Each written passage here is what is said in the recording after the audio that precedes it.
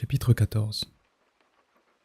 Tandis qu'il rentrait chez lui dans les dispositions les plus joyeuses, Lévin entendit une clochette du côté du perron central. « C'est quelqu'un qui arrive de la gare, » se dit-il. « C'est juste l'heure du train de Moscou. Qui cela peut-il être ? Et si c'était mon frère Nicolas ? Il m'a dit, peut-être que j'irai au zoo, mais peut-être que je viendrai chez toi. » Au premier instant, il éprouva du plaisir, et la crainte que son frère ne vînt gâcher les heureuses dispositions où l'avait mis le printemps. Mais il eut honte de ce sentiment, ouvrit aussitôt en pensée les bras à son frère et, avec une joie attendrie, se mit à espérer de tout son cœur que ce fût bien lui. Il pressa son cheval et, en dépassant un acacia, aperçut une des troïkas de louanges de la gare qui se dirigeait vers sa demeure. Un homme en pelisse y était assis. Ce n'était pas son frère. Ah, si c'était seulement quelqu'un d'agréable, avec qui je puisse bavarder un peu, se dit-il. Ah, s'écria Lévin avec joie en levant les deux bras. Voici un hôte bienvenu. Je suis ravi de te voir, exclama-t-il en reconnaissant Stepan Arcadievitch. Je saurai si elle est mariée ou quand elle le sera, songeait-il. Et, par cette belle journée de printemps, il lui sembla que le souvenir de la jeune fille ne le faisait plus souffrir. « Tu ne m'attendais pas ?» dit Stepan Arcadievitch en descendant de traîneau, le front, les joues et les sourcils pleins de boue, mais rayonnant de joie et de santé. « Je suis venu te voir, » dit-il en étreignant et en embrassant son ami, et d'une, tirer quelques coups de fusil, et de deux, vendre mon bois à Dergouchovo, et de trois. Parfait. Que dis-tu de ce printemps ? Comment as-tu pu venir jusqu'ici en traîneau ? En téleg, c'est encore pire. Constantin Dmitritch, répondit le cocher, qui le connaissait. Ah, je suis très, très heureux de te voir, dit Lévin, avec un sourire radieux et enfantin. Lévin conduisit son hôte dans la chambre d'amis, où furent portés les bagages de Stepan Arcadievitch. Un sac, un fusil dans sa housse, un étui à cigare, puis, le laissant faire sa toilette et changer de vêtements, il se rendit au bureau de l'intendant pour lui parler du trèfle et des labours. Agathe Mikhailovna, toujours très soucieuse de l'honneur de la maison, l'arrêta dans l'antichambre pour lui demander ce qu'il fallait préparer pour le dîner. « Ce que vous voudrez, mais faites vite, » lui dit-il, et il se rendit chez son intendant. Lorsqu'il revint, Stepan Arcadievitch l'avait, coiffé, sorti de sa chambre avec un large sourire, et ils montèrent tous deux au premier étage. « Je suis enchanté d'être parvenu jusqu'à toi. Maintenant, je vais comprendre les mystères que tu as accomplis ici. Non, vraiment, je t'envie. Quelle maison, comme tout est agréable ici. C'est clair, c'est gai, disait Stepan Arcadievitch, oubliant que ce n'était pas éternellement le printemps, et que les journées n'étaient pas tout aussi limpides que celle-ci. Et ta vieille bonne et délicieuse. J'aimerais mieux ta jolie soubrette en tablier blanc. Mais, avec ta vie monastique, ton style sévère, c'est très bien ainsi. Stepan Arcadievitch apprit à Lévin beaucoup de nouvelles intéressantes. Entre autres, que son frère Serge Ivanovitch avait l'intention de venir chez lui cet été. Il ne dit pas un mot de Kitty ni des Scherbatsky, et lui transmit seulement les amitiés de sa femme. Lévin lui fut reconnaissant de cette délicatesse, et eut fort à se louer de son hôte. Comme toujours, il avait amassé dans la solitude une multitude de pensées et de sentiments dont il n'avait pas pu faire part à son entourage, et il déversait maintenant sur Stepan Arcadievitch. Et la joie poétique du printemps, et ses échecs, et ses projets, et ses pensées, et les remarques faites au cours de ses lectures, et surtout, son idée d'écrire un ouvrage, dont le fondement, sans qu'il s'en rendît compte, était la critique de tous les ouvrages précédents sur l'agriculture. Stepan Arcadievitch, toujours affable, comprenant tout à demi-mot, se montra pendant ce séjour particulièrement gracieux, et Lévin crut même lui voir une nuance de considération qui le flatta, et comme une espèce de tendresse à son égard.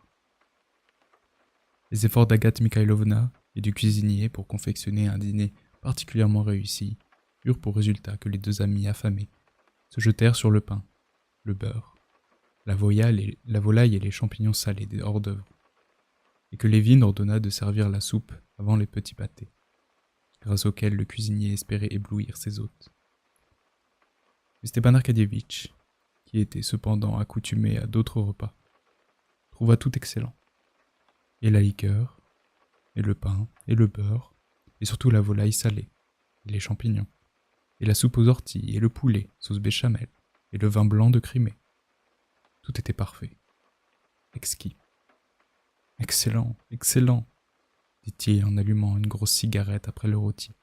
« J'ai l'impression d'avoir atterri sur une rive tranquille après le vacarme et les secousses du bateau. Ainsi, tu dis que l'élément ouvrier doit être étudié en lui-même et te guider dans le choix de tes entreprises.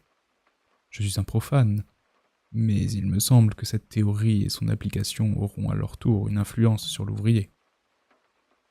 Oui, mais attends.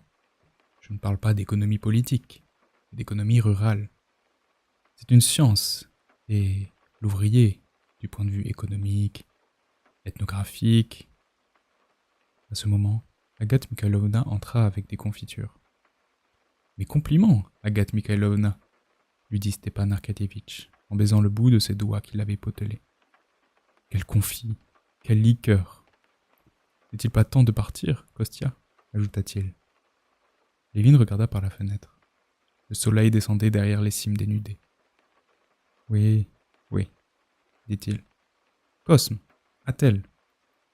Et il descendit en courant. Stepan Arkadievitch, une fois en bas, ôta avec soin la housse en grosse toile qui recouvrait une boîte vernie. Ouvrant celle-ci, il en retira son fusil, arme coûteuse et d'un modèle nouveau. Cosme, qui flairait déjà un bon pourboire, ne quittait plus Stepan Arkadievitch. Il lui enfila ses bas et ses bottes, et Oblonsky s'y prêta volontiers. « Kostya, si le marchand Ryabinin arrive, je lui ai demandé de venir aujourd'hui, dis qu'on le reçoive et qu'on le fasse attendre. »« C'est à Ryabinin que tu vends ton bois ? » ?»« Oui. Tu le connais ? » ?»« Je crois bien. J'ai eu affaire à lui.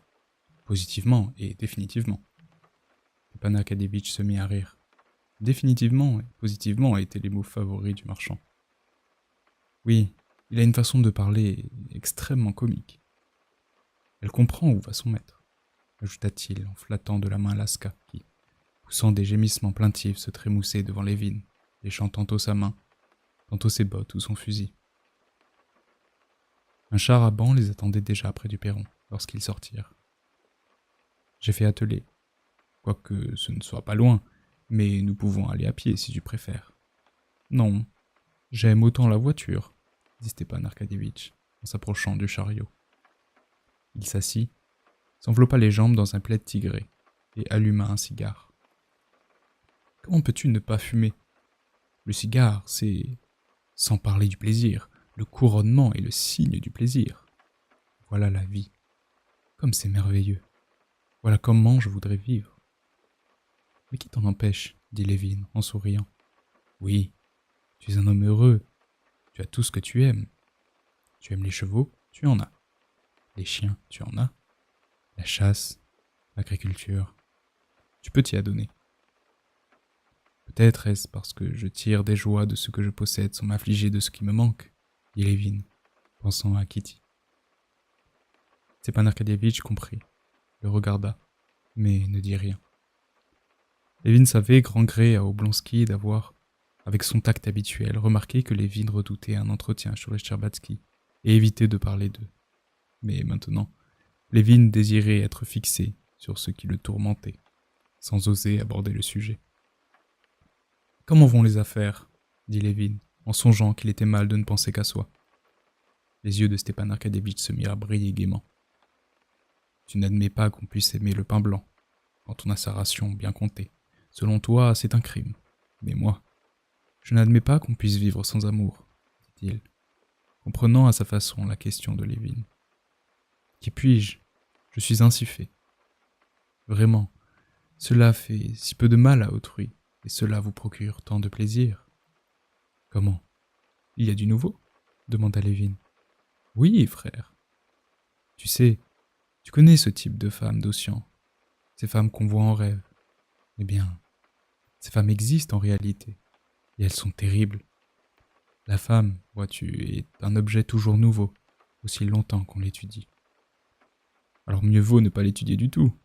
Si, un mathématicien a dit que la jouissance n'était pas dans la découverte de la vérité, mais dans sa recherche. Lévin écoutait sans mot dire, mais, quelque effort qu'il fit, il ne pouvait se mettre à la place de son ami, ni comprendre ses sentiments et le charme qu'il trouvait à étudier ce genre de femme. Chapitre 15.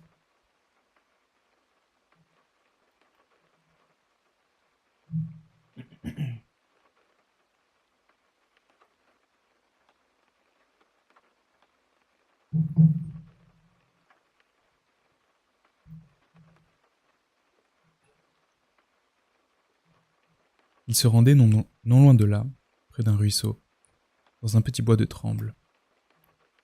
À l'orée du bois, Lévin descendit et conduisit Oblonsky dans le coin d'une clairière, marécageuse et couverte de mousse, déjà débarrassée de sa couche de neige. Lui-même se posta à l'autre extrémité, à côté d'un bouleau double, et, appuyant son fusil à un tronçon de la branche sèche la plus basse, il ôta son cafetan, remit sa ceinture et s'assura de la liberté de mouvement de ses bras. La vieille Laska, qui le suivait, s'assit avec précaution en face de lui et dressa les oreilles. Le soleil descendait derrière la futaie et, dans la lueur du couchant, les jeunes bouleaux, mêlés à la tremblée, se détachaient nettement avec leurs branches tombantes, aux bourgeons gonflés, prêts à éclater. De la futaie, où il restait encore de la neige, l'eau s'écoulait à petit bruit, en minces ruisselets sinueux. Les oiseaux gazouillaient et, de temps en temps, volaient d'un arbre à l'autre. Dans les intervalles d'un silence absolu, on entendait le froissement des feuilles mortes déplacées par le dégel ou l'herbe en train de pousser. Vraiment, on entend et on voit l'herbe pousser, se disait Lévin, remarquant une feuille de tremble couleur d'ardoise soulevée par la pointe d'une herbe nouvelle. Il restait debout, prêtant l'oreille, portant ses regards tantôt vers le sol humide et couvert de mousse, tantôt sur Laska, aux aguets, tantôt sur la mer de cimes dénudées qui s'étendait au pied de la colline, tantôt sur le ciel assombri, parcouru de traînées de nuages blancs. Un vautour, agitant lentement ses ailes, passa dans les hauteurs, au-dessus d'une forêt lointaine. Un autre prit la même direction, avec le même mouvement d'ailes, et disparut. Le pépiment des oiseaux dans la forêt se faisait plus perçant et plus affairé. Une chouette, non loin de là, lança son ululement. Laska tressaillit, fit quelques pas prudents et pencha la tête pour écouter. L'appel du coucou retentit sur l'autre rive du ruisseau. Il poussa 2 fois son cri habituel, puis voulut se hâter, s'enroua et s'arrêta. « Mais c'est le coucou !» dit Stepan Arcadievitch, quittant son buisson. « Oui, je l'entends, » répondit Lévin, et le son de sa voix lui parut rompre désagréablement le silence. Maintenant, cela ne va plus tarder. La silhouette de Stepan Arcadievitch disparut à nouveau derrière le buisson, et Lévin ne vit plus que la flamme vive d'une allumette, puis, aussitôt, le point rouge d'une cigarette et une légère fumée bleue. Tchic, tchic, entendit-on. C'était Stepan Arcadievitch qui armait son fusil. « Qu'est-ce qui crie là ?» demanda Oblonsky, attirant l'attention de Lévin sur un bruit sourd et prolongé. On eût dit qu'un poulain, pour s'amuser, hennissait d'une voix fluette. « Tu ne sais pas ? C'est le lièvre mâle. Mais ne parlons plus. Écoute !» cria presque Lévin, armant son fusil. On entendit dans le lointain un faible sifflement et, au bout de 2 secondes, avec ce rythme cadencé bien connu des chasseurs, un second sifflement. Puis un troisième qui se termina en bruit de crécelle. Lévin jeta les yeux à droite, à gauche, et soudain, dans le ciel d'un bleu trouble, au-dessus des tendres pousses enchevêtrées de cimes des trembles, apparut un oiseau qui volait. Il venait droit sur lui. Son cri rauque, semblable au craquement d'une étoffe tendue qu'on déchirait à petits coups, retentit tout près de son oreille. On distinguait déjà le long bec et le cou de l'oiseau. À l'instant où Lévin le mettait en joue, un éclair rouge brilla derrière le buisson où se tenait Oblonsky. L'oiseau tomba comme une flèche, puis reprit son essor. Nouvel éclair, suivi d'une détonation, et après avoir battu des ailes comme s'il s'efforçait de se maintenir en l'air, l'oiseau s'arrêta, s'immobilisa une seconde et tomba lourdement sur le sol fangueux. « Je l'ai manqué !» cria Stepan Arkadievitch, que la fumée empêchait de voir. « Le voici !» dit Lévin, en montrant Laska qui, une oreille dressée et agitant en l'air sa queue touffue, à pas lents, comme pour faire durer le plaisir, rapportait l'oiseau tué à son maître avec un espèce de sourire. « Ah, je suis content que tu l'aies touché, » dit Lévin, tout en éprouvant un sentiment d'envie. « Donc un endroit a raté son coup, c'est mauvais, » répondit Stepan Arkadievitch, chargeant son fusil. « Chut, en voilà encore une. » De fait, on entendit des sifflements perçants qui se succédèrent rapidement. De bécasses qui jouaient à se poursuivre en poussant de légers sifflements arrivèrent juste au-dessus de la tête des chasseurs. 4 coups de fusil retentirent, et les bécasses, telles des hirondelles, prirent un tournant brusque et disparurent. La chasse avait été bonne. Stepan Arkadievitch tua encore 2 oiseaux, et Lévin 2. Mais il n'en trouva qu'un. L'obscurité venait. Vénus, claire et argentée, basse à l'horizon, déversait sa tendre lumière au couchant, derrière les jeunes bouleaux. À l'orient, le sombre Arcturus avait allumé dans les hauteurs son feu rouge et clignotant. Lévin distinguait et perdait de vue alternativement au-dessus de sa tête les étoiles de la grande ours.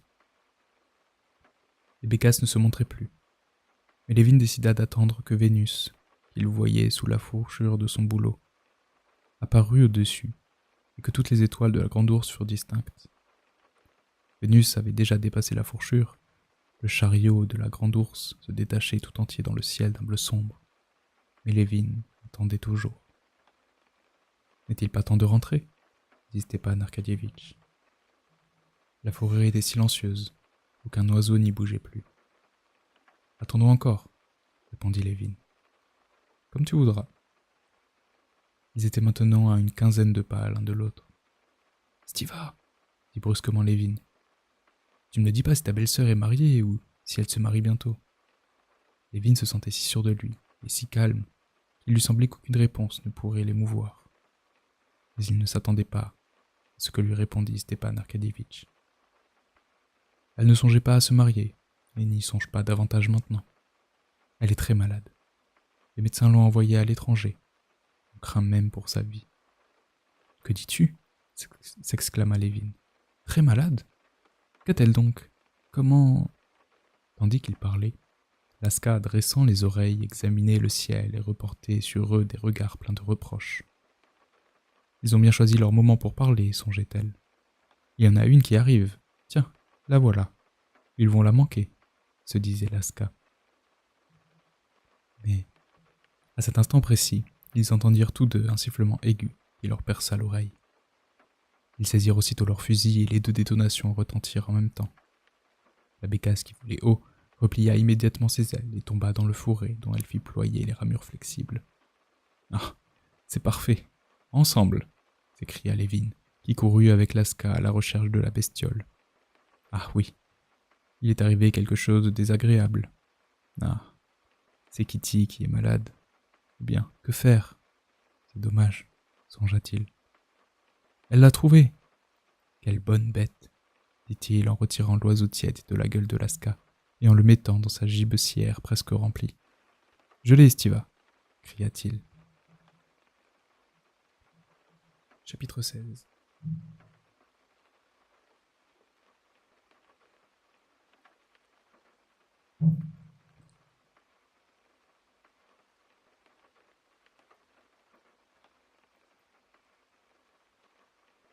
En rentrant, Lévin interrogea Oblonsky sur la maladie de Kitty et les projets des Shtcherbatsky, et, bien qu'il eût honte de se l'avouer, ce qu'il apprit lui fut agréable. Agréable parce qu'il lui restait un espoir, et surtout parce que celle qu'il avait fait tellement souffrir, souffrait à son tour. Mais lorsque Stepan Arkadievitch voulut lui parler des causes de la maladie de Kitty et nomma Vronsky, Lévin l'interrompit. Je n'ai nullement le droit de connaître ses secrets de famille, et, à vrai dire, je ne m'y intéresse nullement. Stepan Arkadievitch eut un sourire imperceptible. en saisissant le changement instantané de physionomie dont son ami était coutumier. Lévin semblait aussi morose qu'il était gai la minute d'avant. « As-tu conclu ton affaire de bois avec Ryabinin ?» demanda Lévin. « Oui, il m'a fait un bon prix. 38 000 roubles. 8 d'avance et le reste en 6 ans.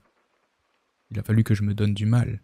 Personne ne m'offrait davantage. »« Tu as vendu ton bois une bouchée de pain, » dit Lévin, d'un air sombre. « Une bouchée de pain ? Comment cela ?» dit-il avec un bon sourire, Stepan Arkadievitch, sachant que maintenant Lévin serait mécontent de tout. « Parce que ce bois vaut au moins 500 roubles d'arpent, » répondit Lévin. « Ah, ces obéros, » répondit Stepan Arkadievitch sur le ton de la plaisanterie. « Voilà bien votre ton de mépris pour les citadins de notre espèce. Et quand il y a une affaire à traiter, nous nous en tirons mieux que vous. Crois-moi, j'ai fait mes calculs, dit-il. Ce bois a été vendu dans de très bonnes conditions. Et je crains même que le marchand ne reprenne sa parole. Tu sais, cela ne m'est pas préjudiciable, dit Stepan Arkadievitch, désirant, par l'emploi du mot préjudiciable, prouver à Lévin que sa méfiance était injustifiée. C'est plutôt du bois de chauffage. Il ne fera pas plus de 30 toises par arpent. Et il m'en donne 200 roubles l'arpent. Lévin sourit d'un air méprisant. Je connais ses façons, songeait-il. Ce sont celles de tous les citadins. Ils viennent 2 ou 3 fois à la campagne en 10 ans, y attrapent quelques mots qu'ils emploient à tort et à travers, et sont persuadés qu'ils savent tout. Préjudiciable, il fera 30 toises. Il ne comprend même pas le sens des mots qu'il emploie. Je ne vais pas t'en remontrer, lorsqu'il s'agit des paperasses de ton tribunal, dit-il. Et au besoin, je viendrai te demander conseil. Mais, toi, tu es persuadé que tu comprends toute cette affaire de bois. C'est une question délicate. As-tu compté les arbres ? Compter les arbres ? Comment ? Dit-il en riant, Stepan Arkadievitch, désirant toujours dissiper l'humeur noire de son ami. Compter les grains de sable, ou les rayons des planètes. Un esprit supérieur pourrait peut-être y parvenir. Justement, l'esprit supérieur de Ryabinin y parvient certainement. Aucun marchand n'achète sans compter, à moins qu'on lui cède son bien pour une bouchée de pain, comme toi. Je connais ton bois, j'y chasse tous les ans. Il vaut 500 roubles l'arpent. Content, t'en dis qu'il t'en donne 200 à tempérament. Tu lui as fait cadeau d'environ 30 000 roubles. Allons, ne t'emballe pas, dit Stepan Arkadievitch d'un ton piteux. Pourquoi alors personne ne me les a-t-il offerts ? Parce qu'il est de connivence avec les marchands. Il leur a donné un dédommagement pour qu'ils se désistent. J'ai eu affaire à eux. Je les connais tous. Ce ne sont pas des marchands, mais des trafiquants. Ils ne s'engageraient même pas dans une affaire qui ne leur rapporterait que 10 ou 15%. Ils attendent jusqu'à ce qu'ils puissent acheter 20 kopecks, ce qui vaut 1 rouble. Ah, tais-toi, tu es de mauvaise humeur. Pas le moins du monde, dit Lévin d'un air lugubre, tandis qu'ils approchaient de la maison. Devant le perron se trouvait déjà une télègue solidement renforcée de fer et de cuir, et dont le cheval, bien nourri, était attelé par de larges courroies.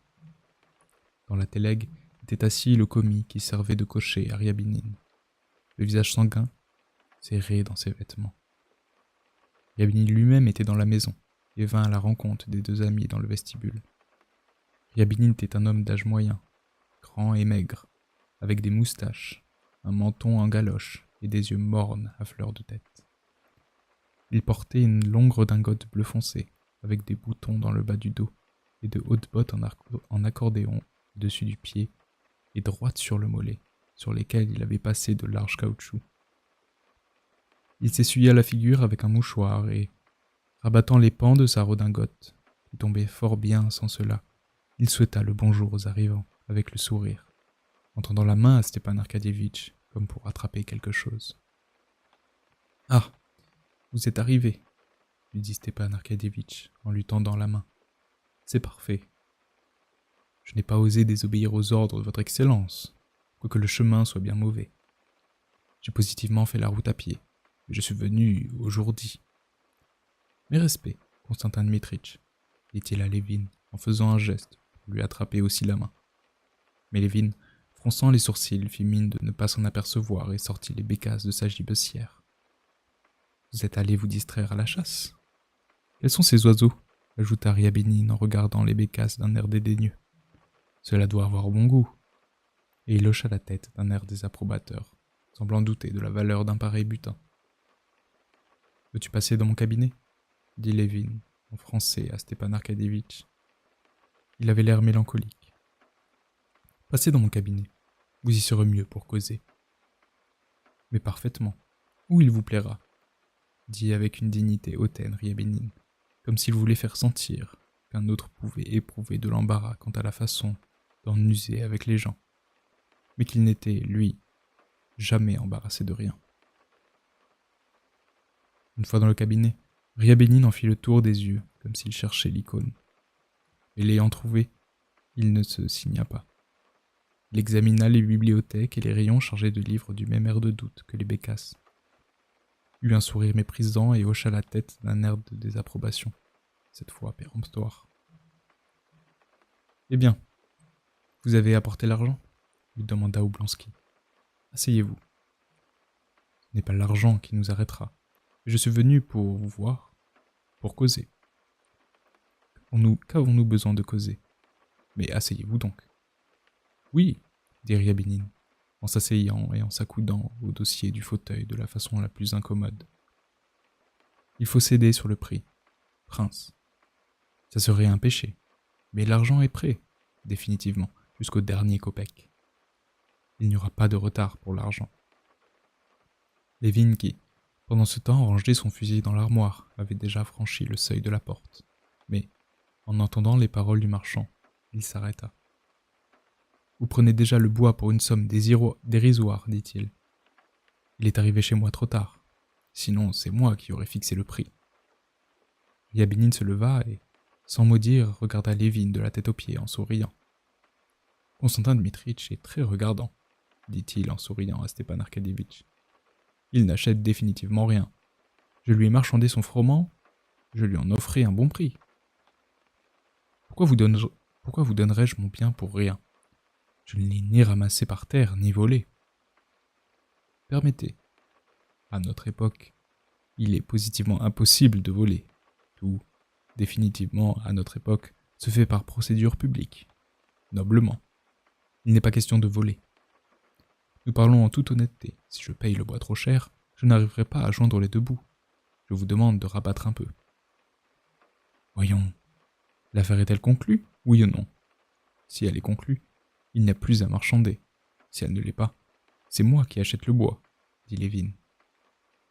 Le sourire disparut subitement du visage de Rhiannon. Il lui vint une expression cruelle et avide d'oiseau de proie. De ses doigts osseux, il déboutonna hâtivement sa redingote, découvrant sa chemise, les boutons de cuir de son gilet et sa chaîne de montre, et sortit un gros portefeuille usé. « Pardon, le bois est à moi, » fit-il en se signant précipitamment et en tendant la main. « Prenez l'argent, le bois est à moi. Voilà comment Rhiannon fait les affaires. Il ne regarde pas à l'argent, » reprit-il en fronçant les sourcils et en brandissant son portefeuille. « À ta place, je ne me presserai pas, » dit Levin. « Mais je t'en prie, » dit Oblonsky avec étonnement. « Je lui ai donné ma parole. » Levin sortit de la pièce en claquant la porte. Rhiannon le suivit du regard et hocha la tête en souriant. « Tout ça, c'est de la jeunesse. C'est définitivement de l'enfantillage, rien de plus.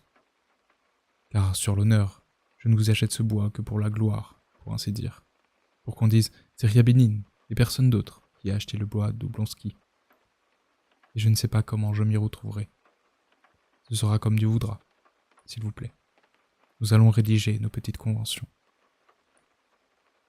Une heure plus tard, le marchand, sa redingote et sa pelisse croisée avec soin, le contrat en poche, monta dans sa télègue aux roues solidement embattues et repartit chez lui. « Oh, ces messieurs, » dit-il à son commis, « toujours la même chanson. »« Eh oui, » répondit le commis en lui passant les rênes pour boutonner le tablier de cuir. « Et ce petit achat, Michel Ignatitch, ça va, ça va. » Chapitre 17.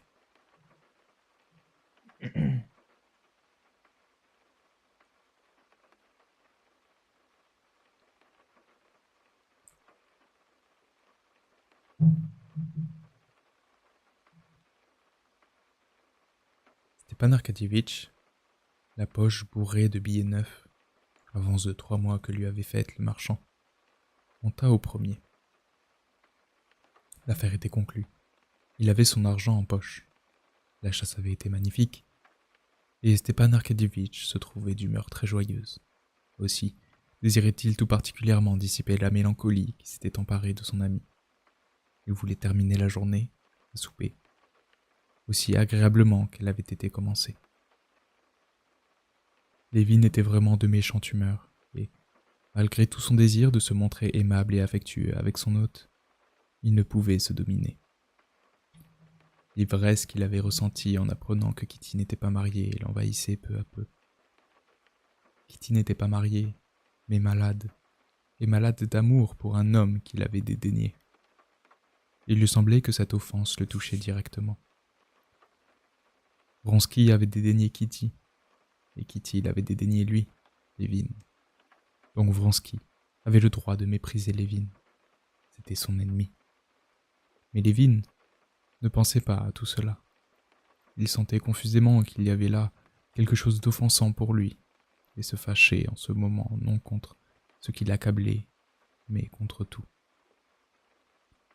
Cette sotte vente de bois, la ruse à laquelle Oblonsky s'était laissé prendre sous son toit, l'exaspérait. « Alors, c'est fini ?» dit-il en venant à la rencontre de Stepan Arkadyevitch. « Veux-tu souper ?»« Je ne dis pas non. J'ai un appétit extraordinaire à la campagne.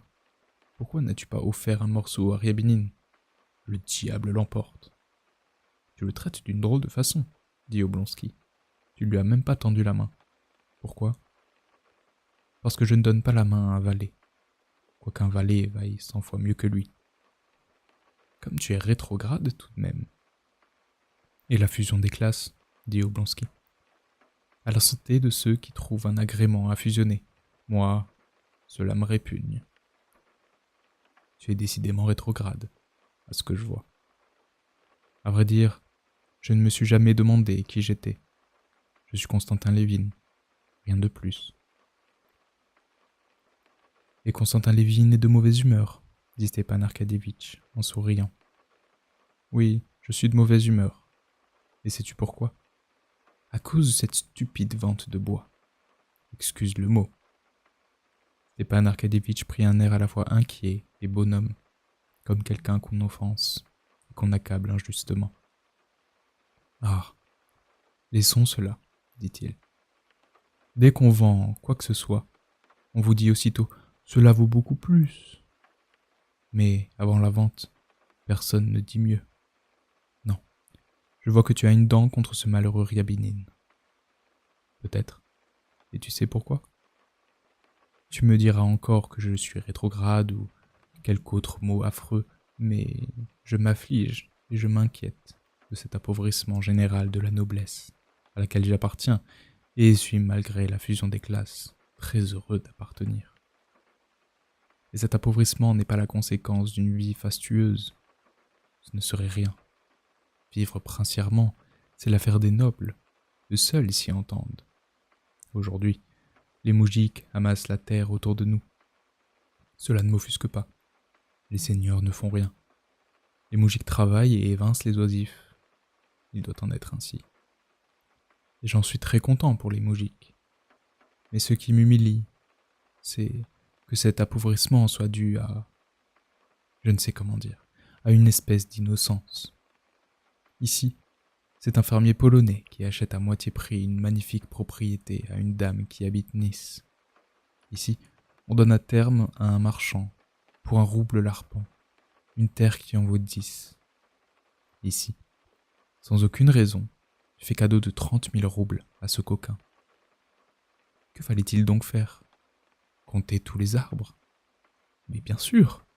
Toi, tu ne les as pas comptés, mais Ryabinin les a comptés.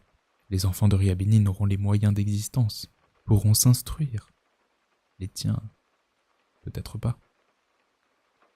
Pardonne-moi, mais il y a quelque chose de misérable dans tous ces calculs.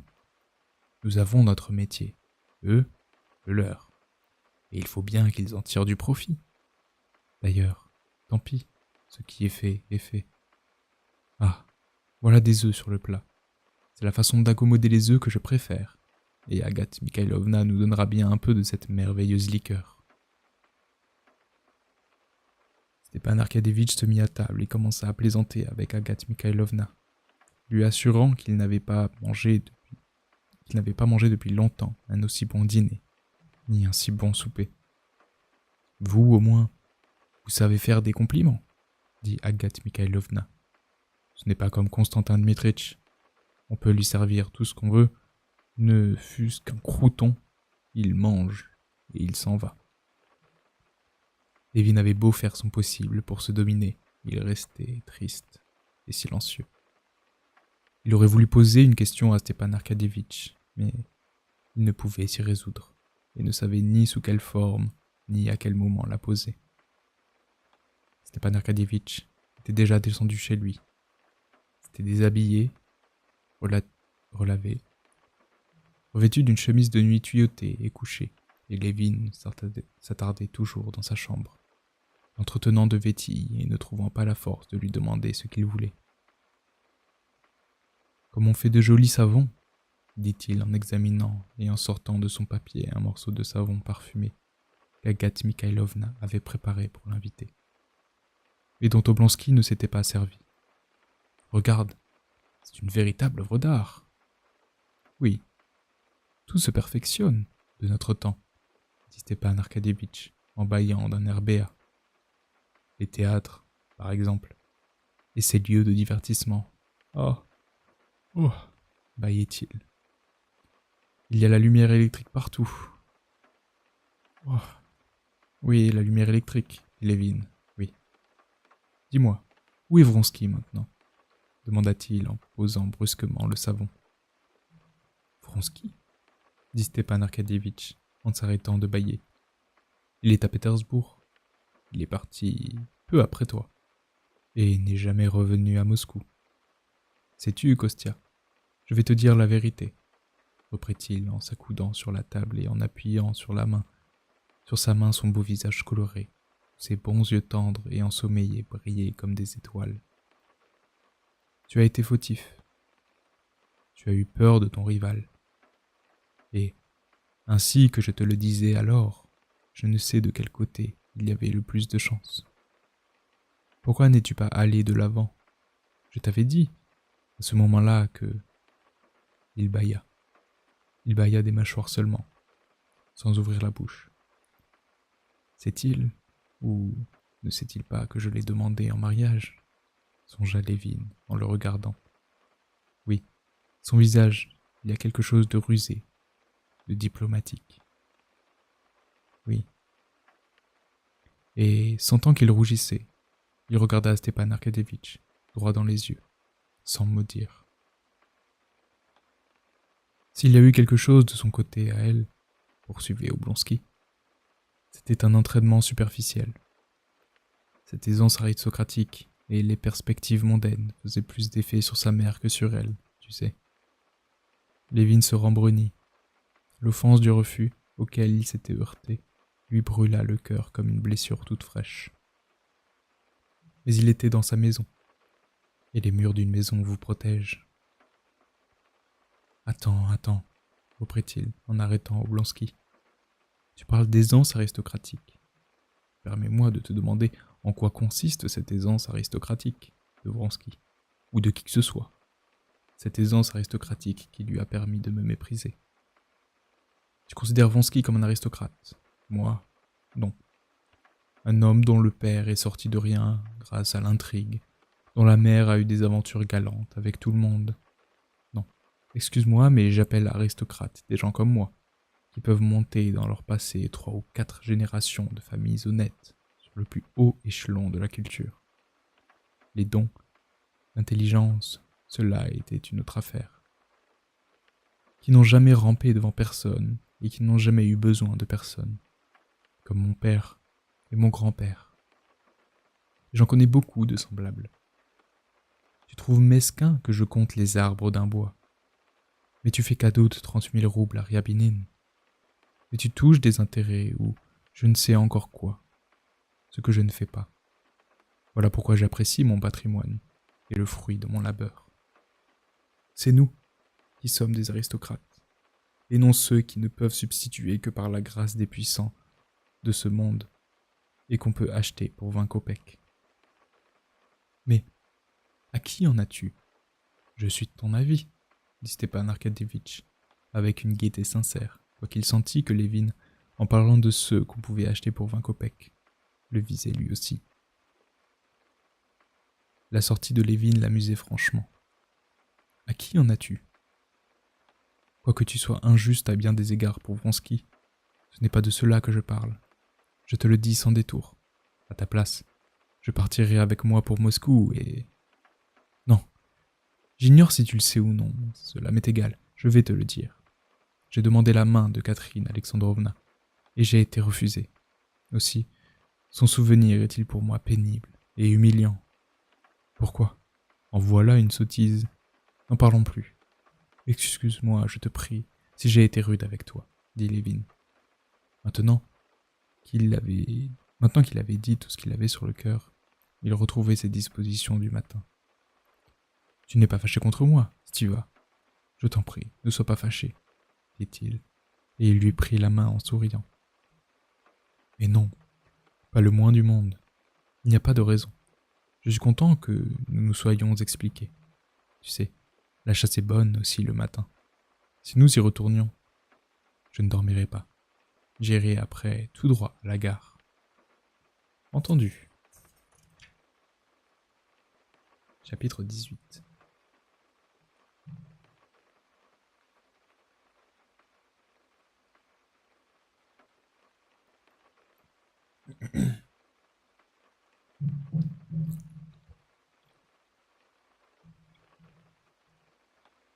Quoique toute la vie intérieure de Vronsky fût absorbée par sa passion, sa vie extérieure était restée inchangée et suivait irrésistiblement la pente où l'entraînaient ses anciens intérêts et ses relations. Tant dans le monde qu'au régiment. Les intérêts du régiment occupaient une place importante dans la vie de Vronsky. Et parce qu'il l'aimait, et plus encore parce qu'on l'y aimait, au régiment, non seulement on aimait Vronsky, mais on le respectait. On était fiers de lui. On s'enorgueillissait de ce que cet homme, immensément riche, cultivé, capable et à qui étaient accessibles toutes les espèces de succès, de vanité et d'amour-propre, méprisa tout cela et plaça au-dessus de tous les intérêts de l'existence ceux de son régiment et de ses camarades. Vronsky savait que ses camarades pensaient de lui, et, outre qu'il aimait cette vie, il se sentait obligé de soutenir cette opinion. Il va sans dire qu'il ne parlait à personne de son amour. Il n'en avait rien laissé soupçonner, même dans les plus grandes beuveries. Il n'était d'ailleurs jamais ivre au point de perdre le contrôle de soi-même. Et il fermait la bouche des étourdis qui tentaient de faire allusion à sa liaison. Malgré cela, son amour était connu de toute la ville. On devinait plus ou moins les rapports avec Madame Karénine. La plupart des jeunes gens lui enviaient ceux qui précisément lui pesaient le plus. La haute position de Karénine qui contribuait à étaler sa liaison. La plupart des jeunes femmes, jalouses d'Anna et depuis longtemps lasses d'entendre dire que c'était une femme juste, étaient ravies de voir leurs suppositions vérifiées et n'attendaient que la confirmation du revirement de l'opinion pour l'écraser de tout le poids de leur mépris. Elle préparait déjà les pelletées de boue qu'elle lui lancerait le mouvement venu. La plupart des gens âgés et des gens placés déploraient le scandale mondain qui se préparait. La mère de Vronsky avait d'abord été contente en apprenant sa liaison, et parce que, selon elle, rien ne pouvait mieux achever la formation d'un jeune homme brillant qu'une liaison dans le grand monde, et parce que cette Karénine, qui lui avait tellement plu, qui lui avait si longuement parlé de son jeune fils, ne se distinguait finalement en rien, ainsi pensait la comtesse Vronsky, de toutes les jolies femmes comme il faut. Mais ces derniers temps, elle avait appris que son fils avait refusé un poste important pour sa carrière, uniquement pour rester dans son régiment et dans le voisinage de Madame Karénine.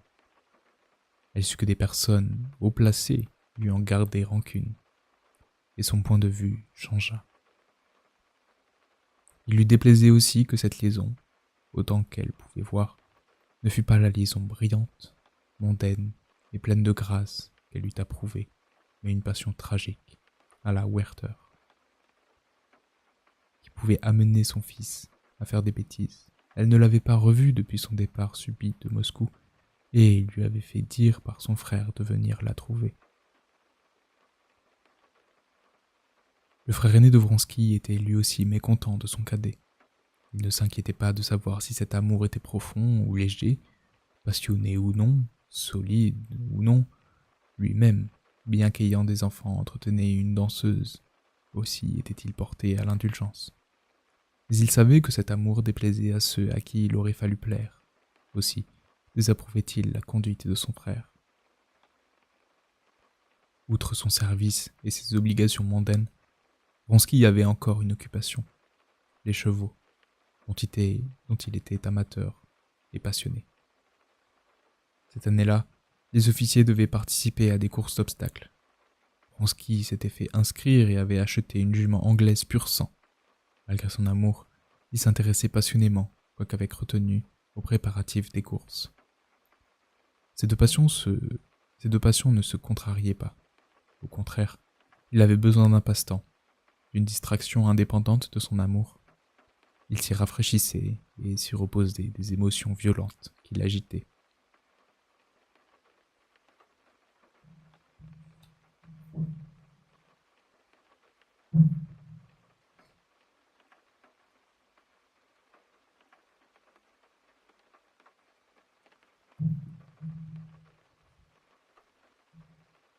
Chapitre 19. Le jour des courses de Krasnoye-Selo, Vronsky vint plus tôt que d'habitude manger un beefsteak aux messes des officiers. Il n'avait pas besoin de s'observer trop sévèrement, car son poids atteignait juste les 4 pouls et demi imposés. Mais il ne fallait pas non plus grossir, aussi évitait-il les farineux et les douceurs. Il s'assit, sa tunique déboutonnée sur un gilet blanc, appuya ses deux coudes sur la table et, en attendant le beefsteak commandé, ouvrit un roman français posé sur son assiette. Il regardait ce livre uniquement pour ne pas parler avec les officiers qui entraient et sortaient, et réfléchissait. Il songeait qu'Anna lui avait promis de lui donner un rendez-vous aujourd'hui après les courses. Il ne l'avait pas vue depuis 3 jours et ne savait pas si ce serait possible aujourd'hui, car son mari venait de rentrer de l'étranger. Comment s'en assurer? Il l'avait rencontrée la dernière fois à la villa de sa cousine Betsy. Il allait aussi rarement que possible chez les Karénine. En cet instant, il avait le désir d'y aller et se demandait comment. Bien entendu, je dirais que c'est Betsy qui m'a envoyé lui demander si elle viendrait aux courses. Oui, j'y vais, décida-t-il, levant la tête de son livre, et il se représenta si vivement le bonheur de cette entrevue que son visage fut illuminé. Va chez moi, et dis qu'on attelle au plus vite la troïka à la calèche, dit-il au garçon qui lui servait son beefsteak sur un plat d'argent chaud, et, approchant le plat, il commença à manger. De la salle de billard voisine parvenait le bruit des boules, des voix et des rires. 2 officiers apparurent à la porte d'entrée. L'un, tout jeune au visage fin et délicat, récemment sorti du corps des pages. L'autre, vieux et corpulent, avec un bracelet au poignet et de petits yeux noyés dans la graisse. Vronsky les regarda, fronça les sourcils et, faisant semblant de ne pas les voir, se pencha sur son livre, lisant et mangeant tout à la fois. « Eh bien, tu prends des forces ?» lui dit le gros officier en s'asseyant à côté de lui. « Tu vois ?» répondit Vronsky, d'un air renfrogné et s'essuyant la bouche sans le regarder. « Tu n'as pas peur d'engraisser ?» dit l'autre, en reculant une chaise pour le jeune officier. « Quoi ?» dit Vronsky, avec courroux, en faisant une grimace de dégoût qui laissa voir ses dents régulières. « Tu n'as pas peur d'engraisser ?»« Garçon, du Xérès !» dit Vronsky sans répondre, et changeant son livre de côté. Il poursuivit sa lecture. Le gros officier prit la carte des vins et se tourna vers son compagnon. « Choisis ce que nous allons boire, » dit-il, en lui tendant la carte et en le regardant. « Du vin de Rhin, peut-être, » dit le jeune officier en glissant un regard timide vers Vronsky et en essayant de saisir avec ses doigts ses moustaches à peine naissantes. Voyant que Vronsky ne se retournait pas, le jeune officier se leva. « Allons dans la salle de billard, » dit-il. Le gros officier se leva docilement, et ils se dirigèrent vers la porte. À ce moment, entra dans la pièce le capitaine Yashvin, un grand et bel homme. Il fit un signe de tête dédaigneux aux deux officiers et s'approcha de Vronsky. « Ah, le voici !» s'écria-t-il en assénant un coup de sa large main sur l'épaule de Vronsky. Celui-ci, furieux, se retourna, et son visage se détendit aussitôt et prit l'expression affectueuse et calme qui lui était particulière. « Bravo, Alyosha !» dit le capitaine de sa voix sonore de baryton. « Mange maintenant, et bois un petit verre. Je n'ai pas faim. »« Ce sont les inséparables, » ajouta Yashvin, en regardant d'un air moqueur les deux officiers qui sortaient de la pièce. Il s'assit à côté de Vronsky, en repliant ses jambes anguleuses serrées dans le pantalon de cheval, et trop longues pour la hauteur des chaises. « Pourquoi n'es-tu pas venu hier au théâtre ? La Numerova n'était pas mauvaise du tout. Où étais-tu ? » « Je me suis attardé chez les Tverskoï, » dit Vronsky.